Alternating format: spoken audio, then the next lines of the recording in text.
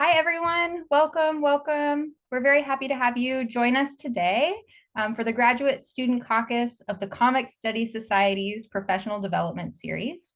Today, we're going to be talking about writing and comics and writing about comics in From Panel to Prose, Writing Strategies for Comics Scholars.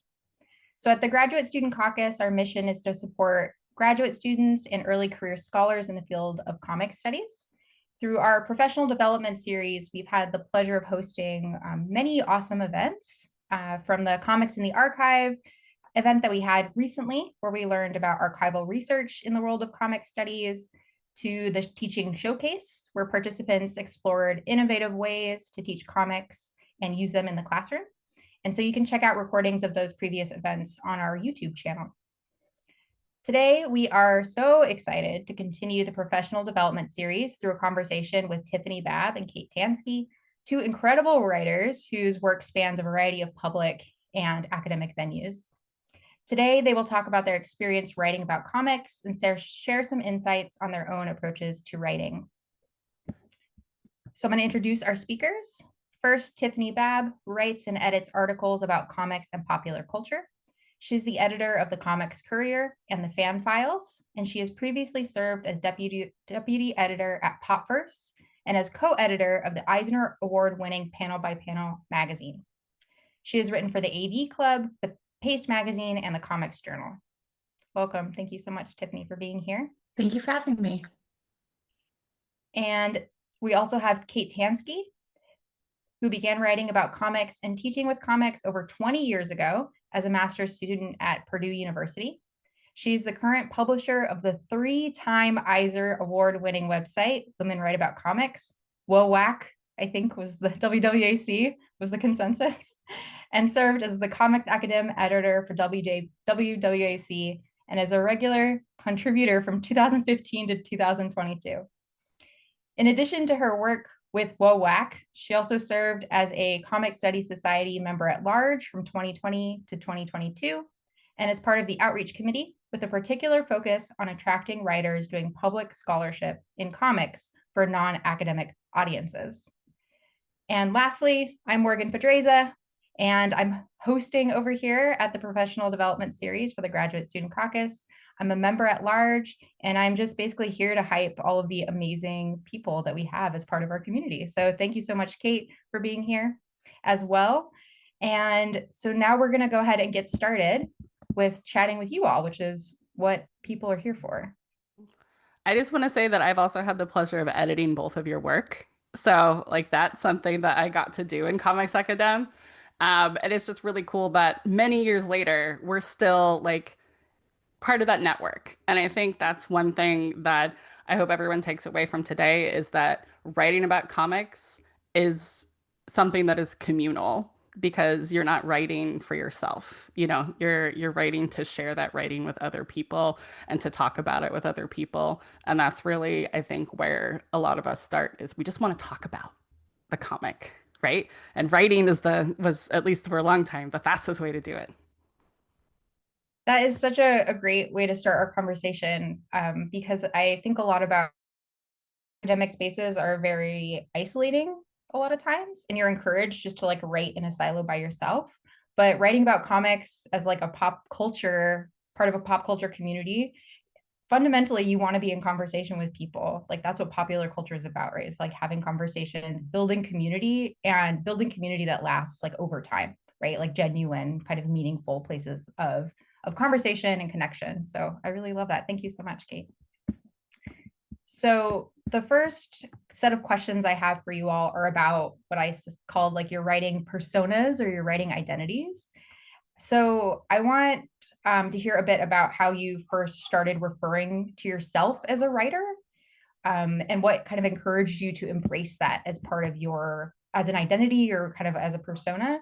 Because I think, a lot of grad students, early scholars are really hesitant to call themselves writers, but that's what we do, right? Like we're writing all of the time, we're publishing, we're presenting our work, but I think people are really hesitant to call themselves by that title. So I want to hear a little bit about how that kind of started for you, how you kind of recognized that that was something that you wanted to embrace, and like kind of what that means for you.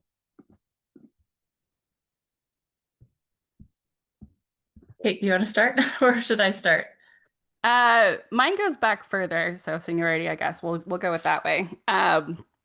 Because as I said, yeah, I've been doing this for over 20 years, and in some ways I've learned to think about writing as a practice, and this comes from being a writing teacher, of writing as a mode of thinking.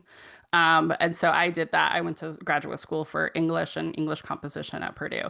And so even when I was there teaching in a writing program and getting a degree in writing and writing studies and things like that, the idea of having the identity of a writer wasn't something that I even really conceptualized about myself, even though all I was doing was writing, because academic writing is not being a writer, right? Like there's this whole idea of the split between a writer and what writers do and creative writers and MFAs and that, and then academics and what academics do. And now that I don't want to say in my post-academic phase, but I do still work in higher education and I still do a lot of writing. But I've really been able to conceptualize the idea that writing is a practice, just like, you can be a painter and not an artist, in the same way, right? Like there's this kind of difference between um, doing a skill, doing an activity. And so I am a writer, I'm a baker. I like to bake. Am I, Paul Hollywood? No, but I'm still, a baker. So that's how I think about my writing now. But it did take me a long time to arrive at that idea of writing as a skill and a practice and activity that I enjoy in and of itself because it's writing. Yeah, I mean, I'm very similar in the way that I think of writing as a craft. I don't know if I thought of myself as a writer before I was published necessarily. I mean, I thought of it as something that I did. Once it became a career, that's your job, right? You're being paid to write. That is the job. But I think the reason why so many young writers, especially, feel so hesitant to call themselves writers is because they feel like they're writing with a capital W. It's very special and mystical, and it's that magical thing that other people do, as opposed to like, this is just your role, kind of what Kate was saying. Like, do you bake? Are you a baker? Like, that doesn't necessarily mean you're the best baker in the world, but in the same way, like, I think the more that we think of writing as just a craft, something that we sit down and do as an action, the easier it is to kind of get over those hurdles.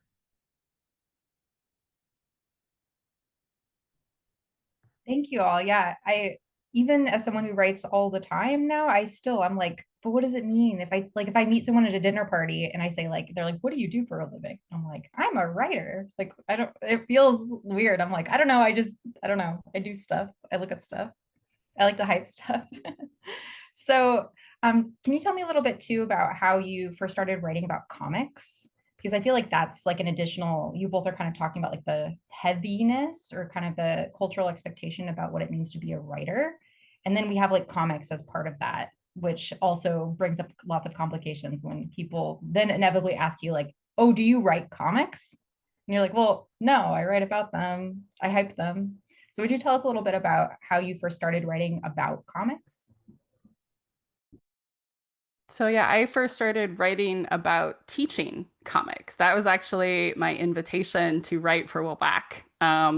The original creator, Megan Purdy, and I knew each other from Harry Potter fandom. Like, shout out to us being fanishness, right? And started this website and said, hey, you taught comics when you were there. Do you want to write about comics and, how you were teaching it and share that kind of stuff as part of Comics Academ? And I said, yes, absolutely. This sounds fun. Let's do it. Um, and so it wasn't until later that I started writing about comics, like, in a non-instructional kind of way, which I think is kind of a roundabout way of doing it. But my route to writing about comics and looking at it from that criticism perspective came much later than the writing I was doing about comics as a medium and how to teach it and how to talk about it with students.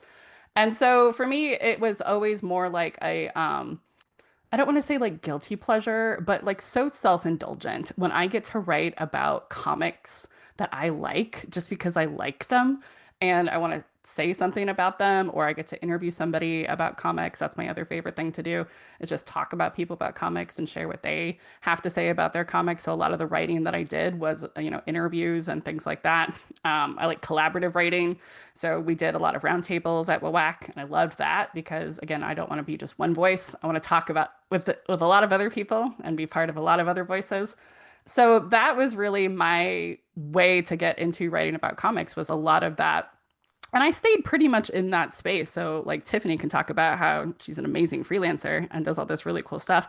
But I think that's, one of the cool things about comics and academia and these spaces is that you can just do what you want to do. And like, I never wanted to be a freelancer and go get paid and do that stuff. I admire the people who do. I just wanted to talk about it with other people in these spaces and talk about the people who are doing it. And being part of WAC allowed me to do those things. And so it was really fun.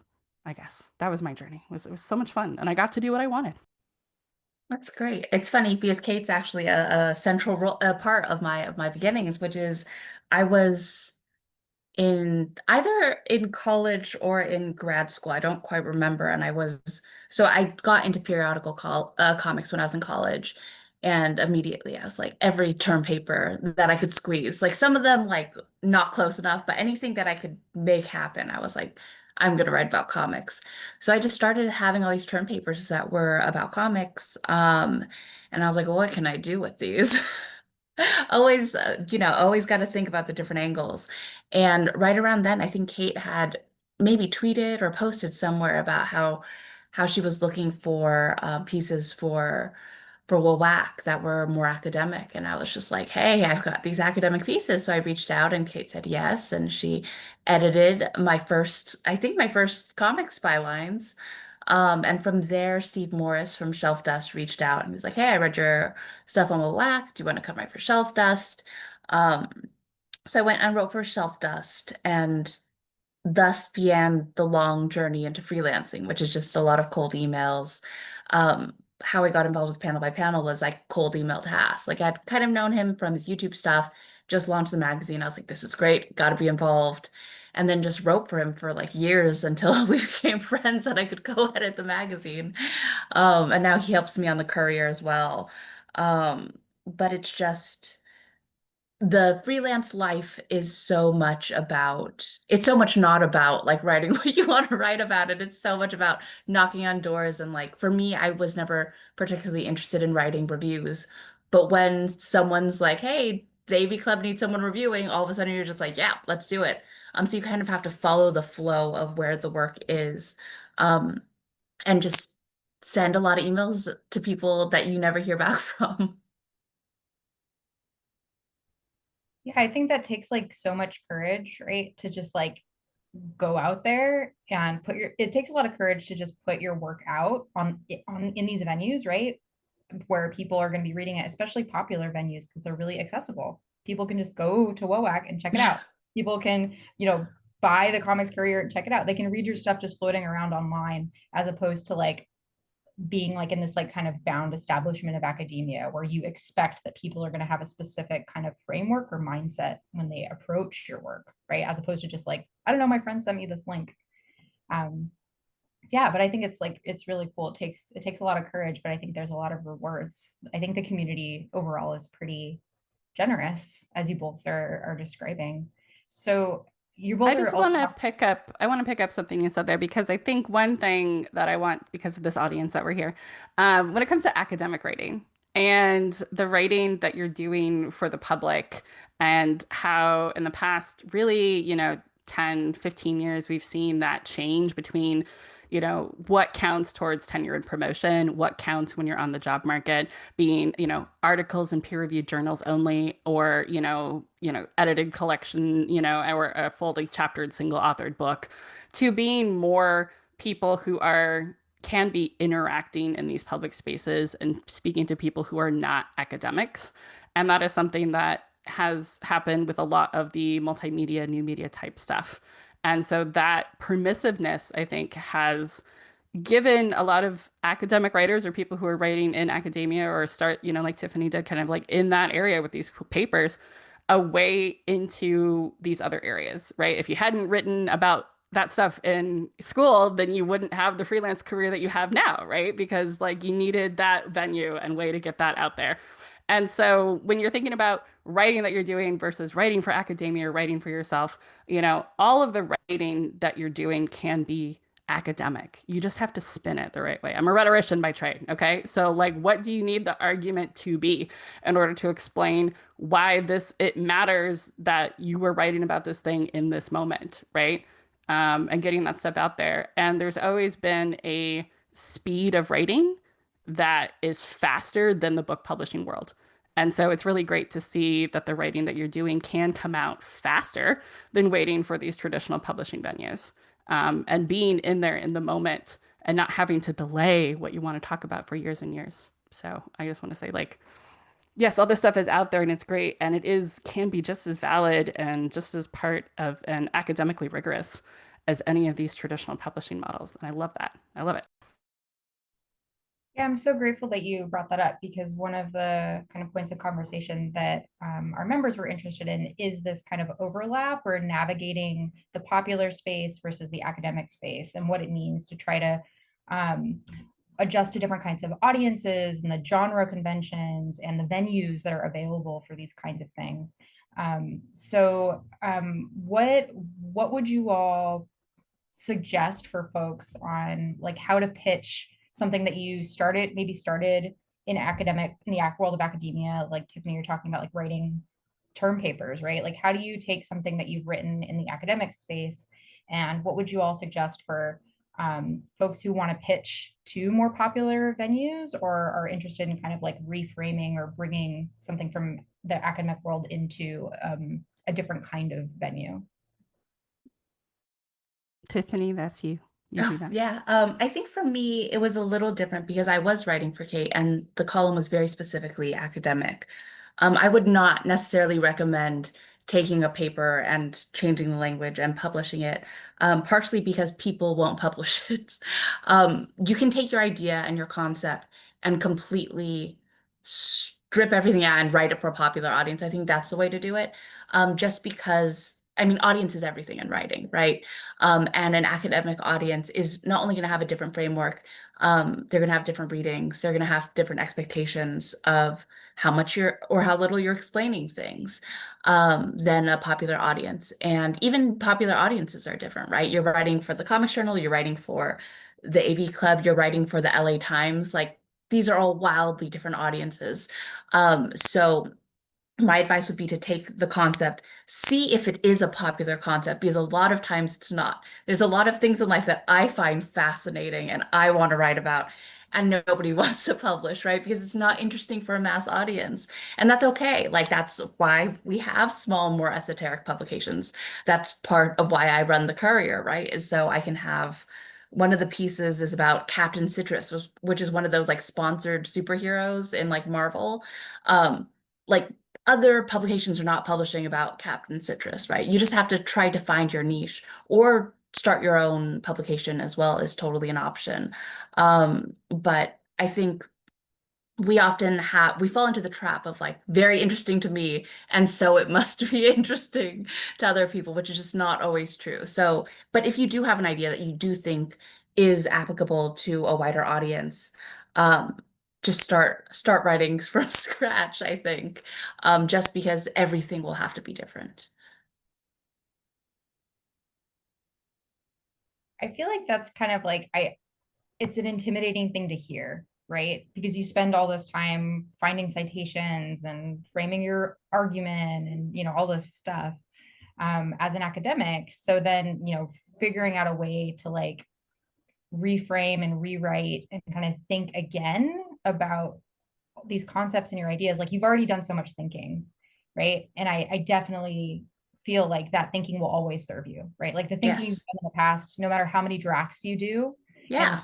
let me tell you, I have written probably 200 pages of things that will never see the light of day, in part because that's just like, thinking and thinking It's and the work. writing. Yeah, exactly. Yeah. But where would you kind of suggest that people start if they are stripping the thing and kind of thinking about it for a different kind of venue? what would Sure. be a practical strategy that you would Yeah, well, suggest? it's a lot easier. It sounds intimidating, but it's a lot easier than you think because you've already done all the thinking, you've already done all the research, and you know your structure. Like you know your general structure. It's the language that's going to be completely different. And by language, I don't just mean tone, I also mean how much time you're spending on one bit versus another. There's certain like in academic writing, you're pulling from other people's work, which you're going to do in your popular piece too, but there's a lot of framework there. So that section might be a lot longer than it's going to be in a public facing piece where it might just be you're linking to something else, right? So that's why I suggest to start from scratch, or else you're going to be piecemealing and end up with a Frankenstein monster situation. Whereas if you take your pen, write down the five main bits of your piece, figure out kind of that one core bit that's interesting for a mass audience, and just write an essay from scratch. Like popular writing is inherently more easy than academic writing because you're not following all these frameworks and you're not following all these rules. Your rule is to obviously be accurate, but your rules are to be engaging and be clear. Like you have to be able to communicate your concept and provide framework to make it interesting and engaging, right? Your rule is not to push sometimes you want to push the narrative forward, but in academia, I feel like you're doing something new and you have to prove that it's new and you have to situate it in what's come before. That's not necessary in public facing work. So it is easier. And it'll be faster than you think, I would say. Just get those core concepts down, figure out how to write it for a public audience. Usually when I'm doing that, I find the publication and I read 20 pieces that they've written. And I'm like, okay, do I kind of vaguely get their voice? Can I copy it? Like there's so many things you can just copy. It's like, okay, what paragraph does the twist come in? What paragraph are they putting the big idea in? How many paragraphs are they dedicating to this? Like that stuff is like it changes from publication to publication and it's something you can totally copy and it's just narrative structure that they follow. I want to pick up on that, and this kind of goes back to a question that Camden put in the chat about like writing about the history of comics versus writing about comics criticism or reviews. And then we can take that further to what Tiffany's been talking about writing for different public facing audiences and publications. And it goes down to for me when we were thinking about this kind of stuff, and this is I always find it easy to do with other people. But one strategy is always like, what's the clickbait title?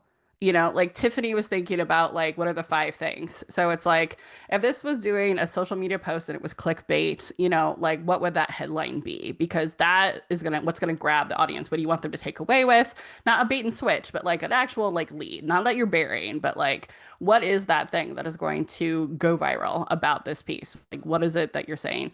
And once you've kind of got that idea, that's when, yeah, you figure out the tone of it, what you're allowed to do, what are the permissiveness of the genre. Again, I'm speaking as a writing teacher because every one of these things is a genre that you can figure out. As Tiffany said, it's like it's not rocket science, but it is a skill, you know, to be able to just sort of like figure out and you're going to try and you're going to fail. And this is why it's good to have editors. One of the things that we did at WWAC, and I hope that we'll be able to do again, that I really enjoyed was mentoring writers on how to do this, on how to take their writing from being something that was that academic paper into that public facing world where they're going to have people who aren't versed in the academic genre reading their stuff. And so they don't have the same, they don't read the conventions in the same way that we do when we read the conventions.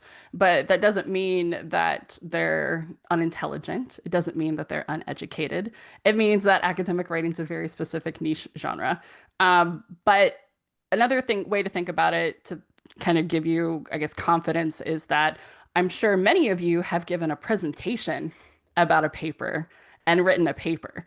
And those are the exact same kind of situation we're talking about here. A presentation that you're giving with slides, without slides, at an academic conference, that's very different than the full-on paper that you wrote because you do not have time to sit there and read that 20-page term paper that you did. So you have to pick out what's going to be interesting, especially, like what time of day is my presentation? What kind of organization is this? Is this CSS or is this ICAF or is this, some other I did comics at Pop Culture Association because we didn't have ICAF and CSS back in my day. So I was at PCA, ACA, where you're like competing with people who are doing like folk music and like television and all this other kinds of stuff, right? So when you're thinking about this, it's very similar to thinking about pitching presentations, conference presentations, and things like that. You're taking what's the most interesting idea and putting it out there for that audience because you want to go to Wales for a conference. So let's pitch the idea that's going to get me there,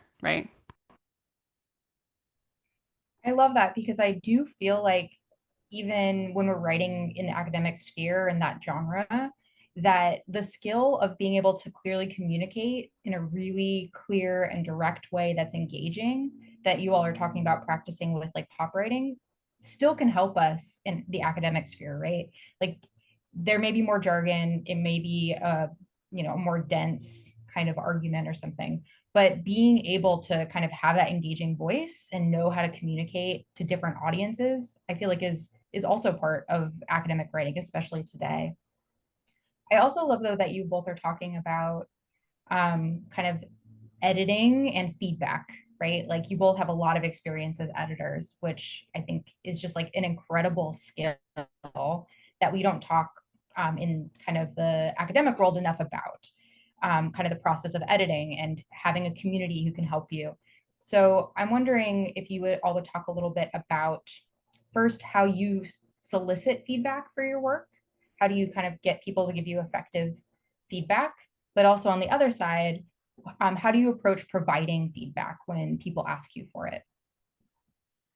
I think, a lot of grad students are like asking their advisors, their friends, all these people to provide feedback and, working together. But we don't always get like guidance on what that looks like or how that can be in a meaningful kind of relationship. Yeah, I mostly don't ask for feedback, mostly because I'm working with an editor almost always when I'm writing now. But if I do ask for feedback, the number one thing you have to make sure is clear is that the person giving you feedback understands what you're doing or what you're trying to do, right? Um, One of the biggest dangers in life is handing your essay or paper or book to someone who doesn't get it, because at that point they're not on board and they're going to see flaws that aren't flaws. They're not going to get what you're trying to build. It sometimes this just means putting a sentence there where it's just like, I'm not trying to do this, I'm trying to do this. And then your advisor, your peers see that, kind of have the framework to approach the piece, and can give notes. For me, when I give notes, which is usually sometimes I give notes to peers and stuff, but usually it's for publication. I read through the whole thing once. Um, and look at where the trouble points usually are. Obviously, there's issues with transitions that when you're with the piece, you're living with the piece and you don't notice when your transitions are gone because in your mind it all makes sense. Same thing happens at introductions and conclusions. Sometimes the introduction was for a completely different piece that is not this final piece because we've been working on it for months. And all of a sudden, like what we set out to do is not what we did, which is fine. You just have to swap out the introduction, right? So there's always kind of areas that are kind of obvious stuff and just making sure that their lines are there. And if it's a structural edit, like a big structural edit, I usually give structural notes and don't touch on the grammar and the little stuff until we get kind of closer to what the final thing is. But I always try as an editor too to keep in mind, what is this person trying to do? What's keeping them from doing it? Is it problem A, B, or C? And when I give the notes, I'm always clear that like you don't have to take my note. Like you don't always have to take my solve that I provide, but usually there might be something going on there, like this is confusing and we need to clarify it in some way. You don't have to clarify it the way that I've provided, but there it does need to be clarified because it's not making sense. So yeah, I mean For me, it's such a collaborative process. And I think everybody should think about it that way because it can be scary to get notes and you're just like, ah, this person's criticizing me. Um, that's like the knee-jerk reaction is you get notes and you're like, ah, they hate what I did. But you got to think of it as like, we're working together to make this like a fully functioning product, a fully like clear piece of writing. And because you're in the trenches of it, there are just things like for me, when I'm in the trenches of something, there are just problems you don't see because that paragraph you deleted on day two that you still think is explained in the piece is no longer there. And then someone reading it is like, you never defined this term. Um, so like they're there to help, right? They're there to see the things that you can't see. It's not a hostile relationship. It's collaborative. We're all going the same direction. Yeah, that's what again, I was a writing teacher and trying to teach 18-year-olds to peer review effectively is difficult. And one of the things that I wrote about with my roommate, who is still a longtime collaborator, and I send her everything that I write when I can, is this idea of the writing workshop in a very fandom space. I come from a fandom space, and there's a reason that a lot of writers um, I don't want to say grew up in fandom, but really, got the best feedback and workshopped their stuff and writing skills in fandom communities because fandom writing communities are the best writing workshops in the world. Like, there's just no context because everyone's in it together. It's not about a product that you're pushing, it's about the craft and it's about supporting each other. And that collaborative relationship is something I honestly, I don't know how to write without that. If I like, I don't know how to not write knowing that not knowing that it's going to go to somebody else. Like that's always part of my writing process is that it's going to go to somebody else to read. I don't do a lot of writing for myself. And so when I'm writing and I'm thinking about who's going to read this, like I said, my friend Amy, who has been for 20 years, close to, well, 15 years, doesn't matter what I write, if it's academic or not. I often get her opinion on it. When we were in WWAC in the heyday of WWAC, like, five pre-pandemic, when there was like tons of stuff and articles going, we had a Slack and we would just hang in out there and talk about writing and have a large writing community. People would share ideas, people would cheer each other on. It was so funny, Tiffany, when I was talking about this poster and you're like, you should write about that because we had joked for the longest time that that should be WWAC's tagline, like you should write about it. We were going to have that on swag because really that's a way to think about the writing, is that you have something meaningful to say, you should write about it. And, we are here as a community to help you write that better. I guess that's the thing, right? To go back to the idea of a collab, we're all on the same team. Like the people around you, if you can get a good writing group together, like people who you can just share your writing with all the time, they are just invaluable. Like I said, I have been sending writing to the same people for 20 years. I collect people. But just to say to everybody here, so WOAC is on hiatus right now. However, I am still here and I will personally read anything that you send me if you want to get an outside perspective on stuff. What I ask when people, say that, when I say that is like, tell me what you want me to read for. I think this is also getting at what Tiffany said about like, what are you wanting me to read like a copy editor? Are you wanting me to, and actually get to your grammar and nitty-gritty stuff? Are you wanting me to read for organization? Are you wanting me to read for your support, like how your argument is flowing? Are you wanting me to read for tone? Are you wanting me to read all of these things? You just want me to experience it. I've had, when I was at my last employer, we had to do these blog posts for work, and the woman that I would send my blog posts to edit them, I would be like, I'm just like cold read, like cold, just read it. Just read it. I want to know how you experience it, what your feeling was going through this post, and then give me your feedback on it. I didn't want to give her any information. I just wanted her kind of cold read on this piece. And it worked really well because she had a totally different way of thinking than I did. And so we would have really great conversations because she's a hardcore STEM sciences person and I'm, English lit. And so I would write about, these things in a very English lit way. And she's like, huh, that's interesting. But she would also point out these like logical things that I wouldn't see, right? Or like have questions about certain things. Like Tiffany was saying, of like, you just don't see it because you're in your own head. But yes, I guess, you know, if you can get yourself in a headspace where you're always knowing that you're not in this writing situation alone, I think that's also going to give you a lot of confidence as a writer because knowing that the people that are out there and part of your community are going to help you make this better. I think those are the two things that I really hope that you all can find.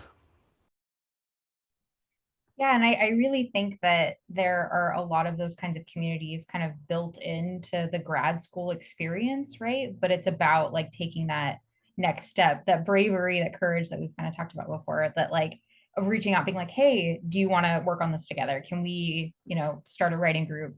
Like, and I think that is a really nice part of community of kind of being an early scholar, being a grad student, but also it still is kind of intimidating in many ways because in the world of academia, people sometimes are trained to be like competing, right, for space as opposed to like community oriented. And I think that really finding those people who are community oriented, like will always serve you. And you'll serve you like, it'll be this like really rich collaboration, even beyond just the writing itself. Yeah, I think that, and like one last thing about getting notes, which took me years to figure out, is notes are not notes on you. They're notes on the piece, right? It's really important. Morgan, you mentioned earlier kind of how it's scary to send your work out. Um, you got to divorce the concept of you from the work, right? The work is a whole other entity, living on its own alien planet. You are here, you are a person. Nothing anyone ever says about your work, you should not be attributing that to you and your value or anything. Getting as a freelancer, I get hundreds of rejections a year. Once you get past your first 100th rejection, I think they start to matter less just because you've had so many. But like, if I took every rejection as a rejection of me, I would have quit years ago and I'd be like hiding under a rock somewhere, right? Like there has to be this divorce. And then the same way, creating community and like sharing the work, like the more we make it about like the work itself, I think the more healthy the relationships all are. And the more like happy you are when you're doing something because it's all about the work, right? It's not about us, it's not about the personalities, it's about what we can do and how we can help each other. Yeah, I love that. That's a great piece of advice. I still need to practice that myself. I feel It's like hard. it takes a lot, but yeah, it's a really good reminder, right, in all writing spaces. So you all have been talking a bit about kind of the many different hats that you wear, right? Editor, writer. Kate, you're like, I also have these other jobs. Like Tiffany, you're like working at all these different in all these different projects kind of at the same time. And so I'm wondering, in these collaborative spaces, but when you're also like managing multiple roles, how do you approach managing all of these things at the same time, whether it's different roles, editor, writer on the same in the same space, or kind of different venues or different relationships when especially like we all have lots of roles and responsibilities in our life, right? Like how do you handle from like a time management perspective or from an energy perspective or an attention perspective, how are you handling all of these different roles and responsibilities that you have?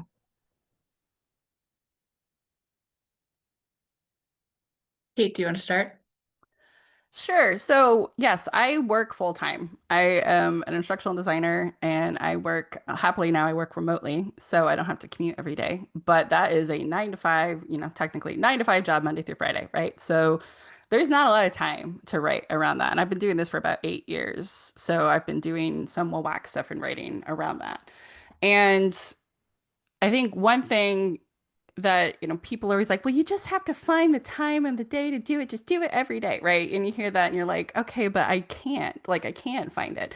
Um, and so I do think there's two parts of um, being able to compartmentalize your life is a really good skill. If you have ADHD like me, it might be easier or harder than other people. I have both ADHD and executive dysfunction, so I can see all the things that I need to do and not always do them. So that's extra fun. But just the idea of knowing and also being realistic about how much time it's going to take you to do things. When you are first starting out doing something, it's going to take you a lot longer. And then as it goes on, it'll take you, less time to do it because you become more efficient about it. And you may already be in that place with your writing. You're all students or have recently graduated. You have been in that grind. You have procrastinated papers out. You have done your grading at the last minute. If you're a great, if you're a teacher, like,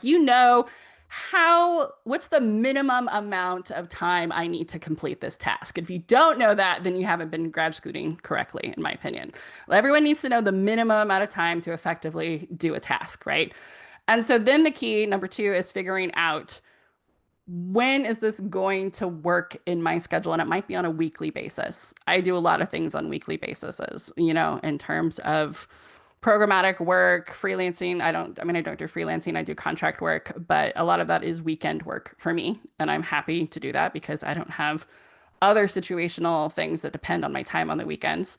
I tend to do my work more in the evening. Other people are morning people. So a lot of it, when you're trying to find a rhythm and a schedule and a way for it to make it work for you, is to genuinely listen to what your body and your mind says works for you. So if, working at 6 o'clock in the morning, you're like, I'm going to go to the gym and then I'm going to do some reading and then I'm going to do some writing. If that like routine works for you, great. If you don't know if it does, you can always try it. And if it doesn't, try something else. So I guess that's kind of like for me, when you have all these different things that you need to do, you have to find when in the day or when in the schedule it's going to work for you, or when in the week. And really be a project manager of your own life, which is not the most fun thing, but it is necessary when you're trying to get all of these different things done. And to be kind to yourself and to not over balance with too many things. Being able to say no is a skill that when you're really young and you're starting out, it's really difficult to say no sometimes, whether that's to friends or to conferences or to other events, or going out to eat or something. But yeah, if you have to get that in that headspace, that working headspace of, yes, this is summer, but it's work time. It's like summer camp, right? Like, it's not just like a lay by the lake summer. It's we're going to be working this summer. So let's figure out what works. I love that. Also, I'm going to share some slides because they fit right into what Kate was just saying. But Yay! also ADHD person, I write everything down, like every single little thing. Like whether it is to open the mail, I will write that down because if it doesn't get written down, it gets forgotten. Let me share my slides. This is about scheduling and what Kate was saying about, in general, people don't know how much time any task takes. We think it's too much or too little, which is why everybody fails at scheduling. This is like a big, for me, I'm just like, I'm obsessed with this. So, for me, my advice is always, you literally have to time yourself. Your times will change as time goes on, but I would say the big task that you usually have to do, let's say this is the length of paper that you usually work on, write every single like minute you spend on the project, from research to bibliography to formatting to getting image permissions. As Kate was saying, note when and where and on what you work the best. And then from that data, take that data and break it down and make that your schedule, right? Um, the big problem that I often see on schedules is people write, okay, I need to work on the book 2 hours a week, and you put work on book. This is danger zone because when you do that, you end up flipping between Word docs and you're like, maybe I'll just reread this paragraph again. And you're scrolling. Your 2 hours are over and you have done nothing. Unless you break things down to something that is actually doable, like copy edit 6 pages, work on the next 5 paragraphs, or work on this section. So like you can actually measure this, like the stuff just when you're feeling kind of lazy, it just doesn't happen. And of course, never plan from your minimum viable option, right? Because there's always something that's going to come up. You're going to catch the flu, you're going to have a bad night's sleep. Um, your car breaks down and you have to go fix it. Like, always add extra time. But for me, like the number one thing that like you really have to know, as Kate was saying, is how long something takes. And to me, like once you have that down, then you can actually build a schedule. I think we usually back before I learned how to schedule properly, I'd be like, this is due in 6 months. if I spend an hour a week, it'll probably vaguely get done at that time. And then you wait until the last 2 weeks and you're kind of screwed.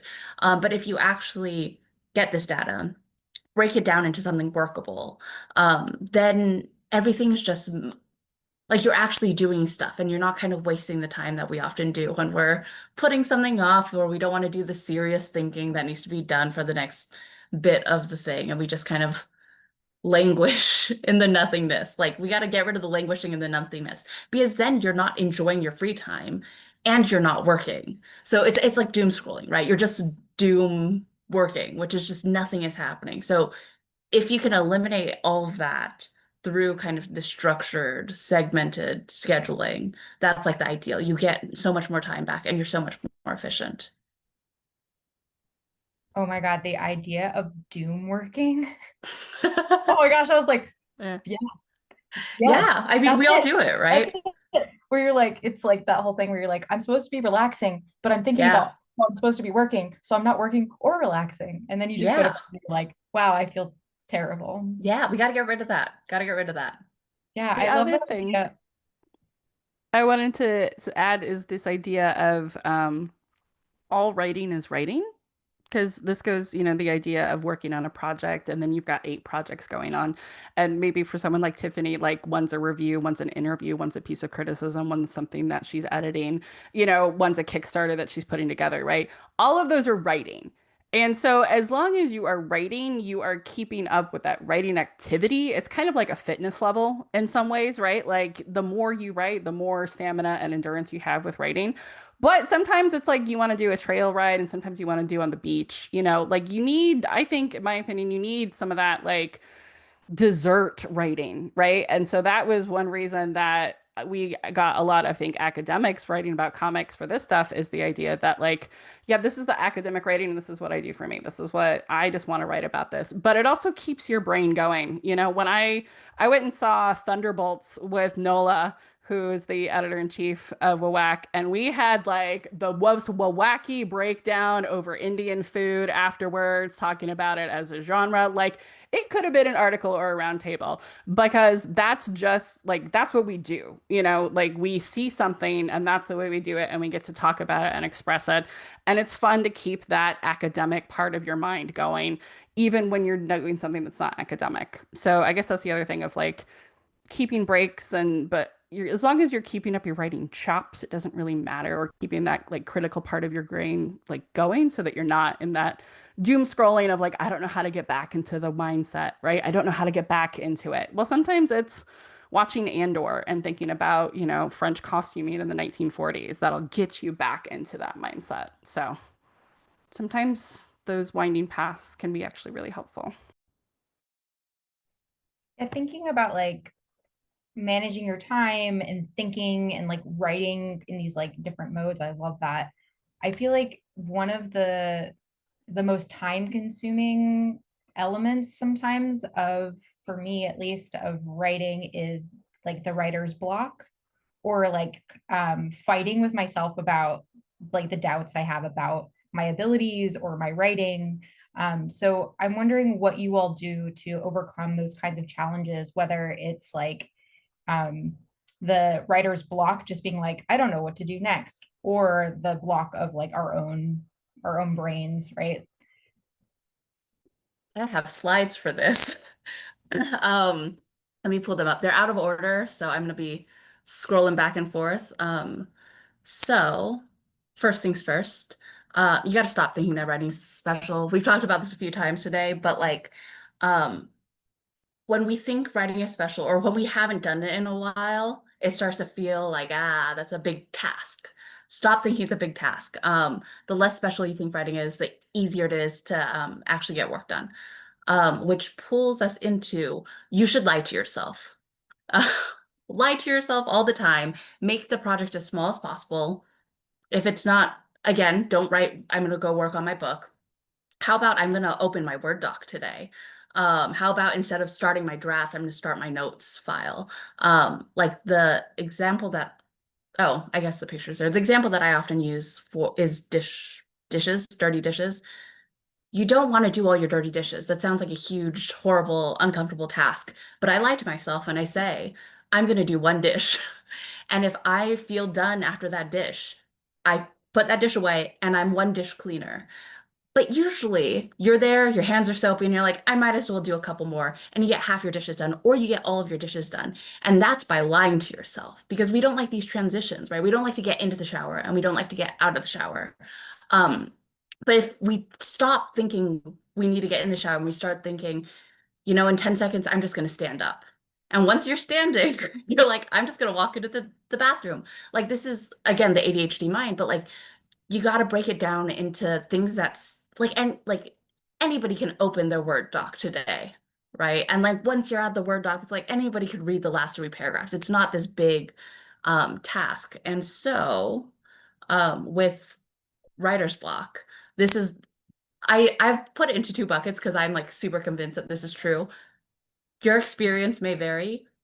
I think writer's block is 2 problems or 2 types of problems. One is external, which is you are sleepy, stuff is going on in your life, you are overwhelmed with everything. Like you are not in a good space to write.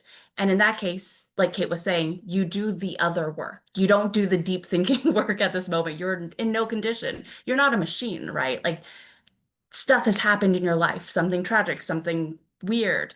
Um, what can you do?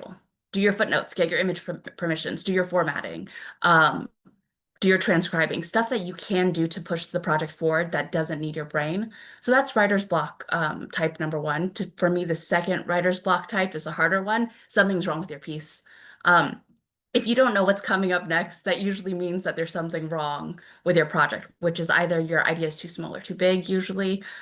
We all have this. We have a student who says they're going to write their paper on graphic memoirs. And you're just like, too big of a topic, right? So you got to shrink it down, or you have to. I've done this where I've done a pitch to an editor and it turns out it was 3 paragraphs. And it's just like that. I thought this was a long 2,000 word article, but it's actually 3 paragraphs of thinking. And I need to come up with something else to fix that or to flesh it out. Or, and this is usually the trickier bit, is there's some central part of the piece that you either haven't thought through yet or you don't understand. And you have to attack it now instead of writing around it. Like it's very tempting to write around it, but usually that work gets wasted anyway because the central issue is if you have a problem with your draft, you have to fix it. A lot of times we're like, I'll think about that issue later. But if you are feeling writer's block, there's a very big possibility that something is wrong with the draft and you have to take a hatchet to it and maybe start over, or you have to restructure it. And it really sucks, and nobody wants to address this because you just spent 10 hours on it. But it's better to do it now than like have to do it later after you sink another 10 hours into it. Um, but it's tough. But for me, usually writer's block tends to be those 2 things. Sometimes it's something else, but almost always for me, it's option A or option B. And I'll just add on to say that if there's people who are internally motivated and people who are externally motivated. I learned this in one of the classes I was at. Some people like to be held accountable by an outside force, whether it's like a teacher or a deadline or an editor. And when you don't have that during long stretches of time, like a summer where you're not actually writing for a particular class or on a deadline, it can be really hard to get motivated. And having an accountability buddy, somebody that you can just like be accountable to on a personal level, say, hey, I'm going to go write this thing. Will you ping me in an hour and make sure that I've done it? That it can be a really small step of, beyond the, I'm just going to do one dish. It's like, I need to go do this thing. Can you check up on me in an hour to see that I've done it? Or check up with me tomorrow if I've seen that I've done it. And they don't have to know anything about writing. They just care about you as a person and will ask you to go do this. So I guess that's the other thing too, is like a lot of this, we've talking about writing communities and writers. We're human beings and this is a human being thing that we do. And so motivation and just having people around you that you can have who are like, hey, can you check up on me and make sure that I've done this thing is, again, like, those are the things that are going to make you productive as a writer, is having people in your life that you can be like, hey, can you remind me to do this thing? You know? So, yeah. That's great. I'm finding this like so helpful for myself. So I know that people are also like really excited to hear what you all are thinking about as like writers, big W. I want to leave just a couple minutes for some extra questions from folks who are thinking about all these great pieces of advice and kind of frameworks that you all are bringing. But I do want to start with one question that I find really fascinating that one of our members submitted, which is about writing about comics in particular. So the question is, comics involves writing about images and text together. So when you're writing about them, how do you approach writing about images through things like alt text or image description? How are you incorporating those kinds of writing, and definitely a skill set, right? How are you approaching that skill set when you're writing about images and text together? And I know you all are working in different kinds of formats too, right? It's different to write about in print than it is to write online. So I'd love to hear a little bit about that as well. I think for me, like with print, there's no alt text. But like for me, when I'm writing about an image, I mean, it's always a good rule of thumb when you're writing about a comic. Like you have to talk about the images, right? You have to talk about the artist. But for me, I think you can get a little lost in like, I've got to describe the entire panel as opposed to thinking of it like any other example, right? When you're pulling an example from the text, you don't feel the need to explain the entire page. You're pulling out the bit that's useful for to illustrate your point. Um, so whereas alt text, you actually do have to describe all that just to make your piece more accessible. But in the piece itself, when you're describing the panel or the gesture, um, like what is needed, what explanation is needed to make your point, and then everything else is just extra. So I work in higher ed, as I said, and one of the things I do is teach faculty how to write image descriptions and make their images accessible. And I just did a workshop on comics as part of other diagrams and why you should not use AI to do it. And one of the ways that I made this example is by talking about all the things that were happening on a particular page. And that was this is sort of basic comics criticism, close reading skills, right? And I think by talking about what's happening on the page is like with Tiffany, like sometimes you get distracted because there's so many things that are happening and you need to get down to the point. But then when you're in this alt text mode or trying to make images accessible, you do need to summarize to some extent, but 250 characters isn't enough to talk about what's going on in a comic in a way that will make that an equivalent educational experience for somebody rather than looking at a comic. And so you do have to use a lot of words to talk about it and use more words than probably you think you should and then go back to it. So even when you're writing about a comic for this particular type, alt text, image text accessibility, which we're going to be seeing more and more of, you might be writing 200 or 500 words or even more depending on it. I was writing alt text description for a page from Hawkeye number 19, which if you don't know, that is the death issue. That's the one where there's no dialogue and it's all written. And David Aja did some really great ASL diagrams in there. And like you need to explain a lot of the backstory of what's going on in that for one image. So you do have to keep the experience and the message of what that's going to be at the forefront of your mind. But especially when we're thinking about inclusivity and accessibility, that's also where tone comes in. Whenever I'm talking about alt text and good image description, I talk about the James Webb photographs and the alt text that they did for those images back in 2022. And they blew up on social media. You can go Google this. And the reason that they went so viral for these image descriptions is because they evoked awe.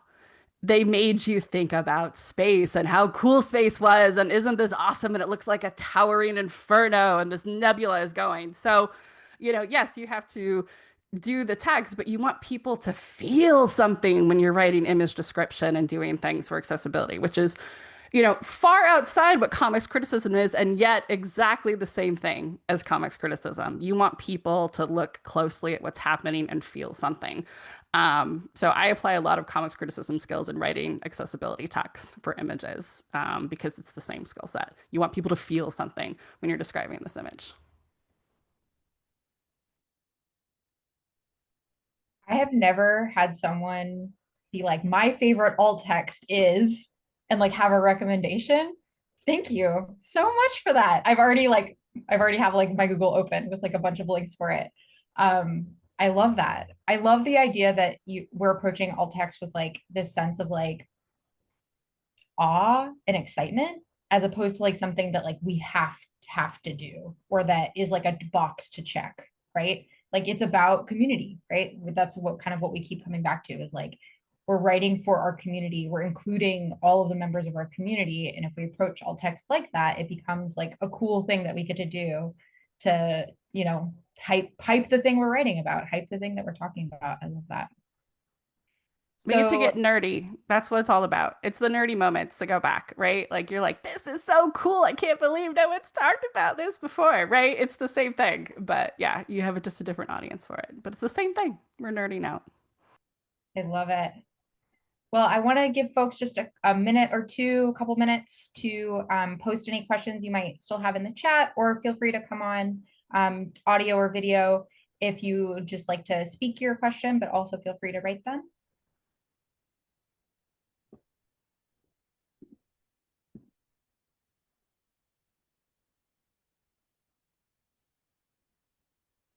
No worries. There's a lot to to ingest here. This has been such a great conversation.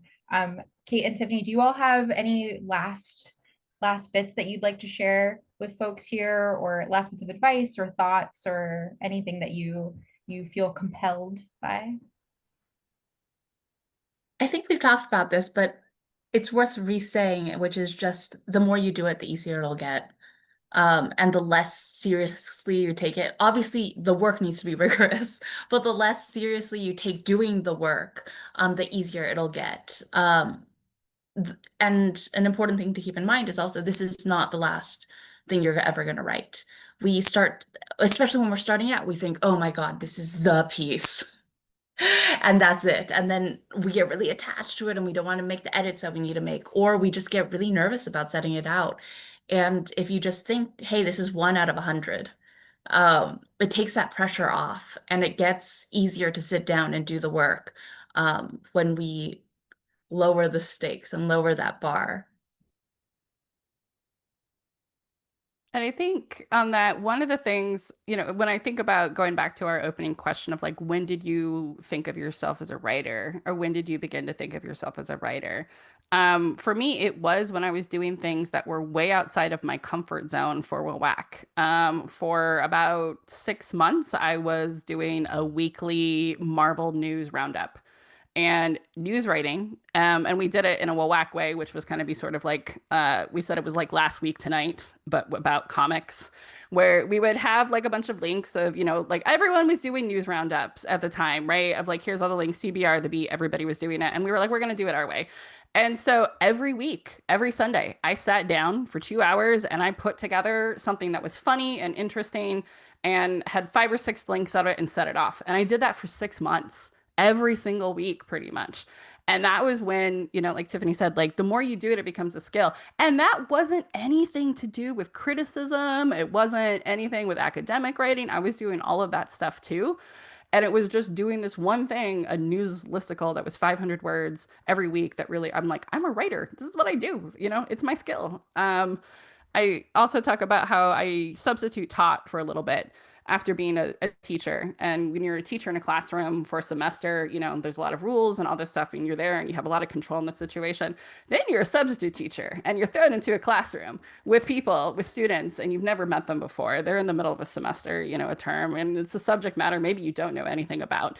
And you're expected to teach. Right? You're expected to essentially get their attention and get them to do their work. And I thought of that as like teaching improv. I felt like I was a teacher after I substitute taught for that year because I knew what skills I needed to do in order to accomplish that goal for that day.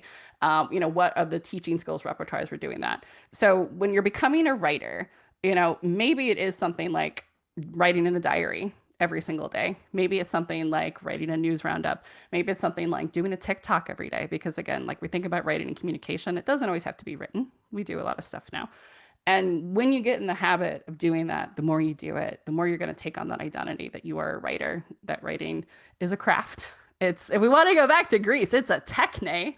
That idea of a skill. And they did put it in the same category as medicine or cooking. So writing was a techne, it was a skill and an art and a craft. So you're all awesome. If you need people to hype you up, that's also good too.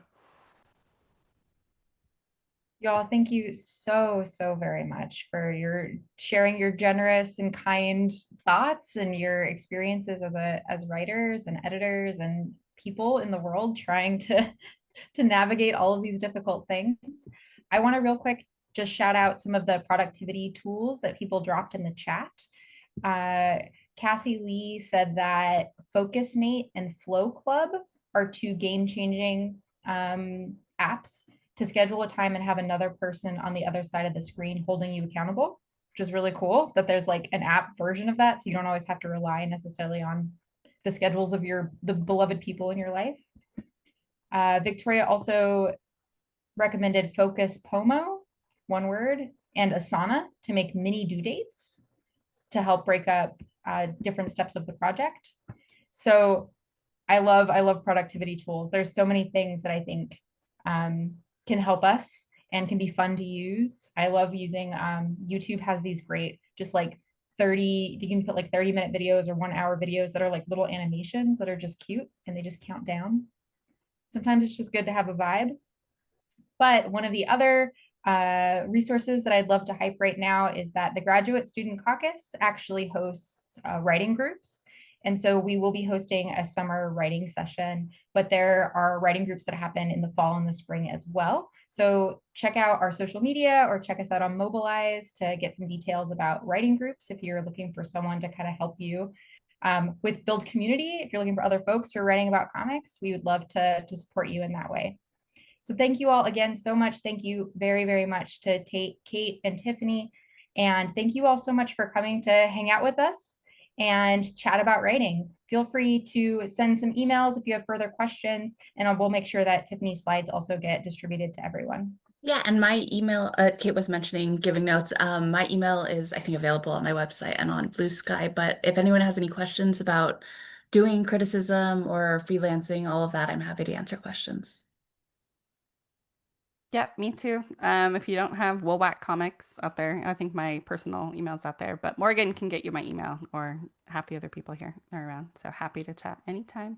And thank you so much again, Morgan, for inviting me. It was This so has been fun to great. come here. And Tiffany, like we never get to hang out, but We it's so never fun. So do. I'm This so has been such a nice proud. I'm conversation. so proud. Like honestly, like I feel like a proud like mama when I was like, Morgan and Tiffany, the people I edited, they're doing this thing and they're all doing so well. It just makes me happy. Well, it's been an absolute delight. Thank you both very, very much. Okay. Thank you so much. Thank you.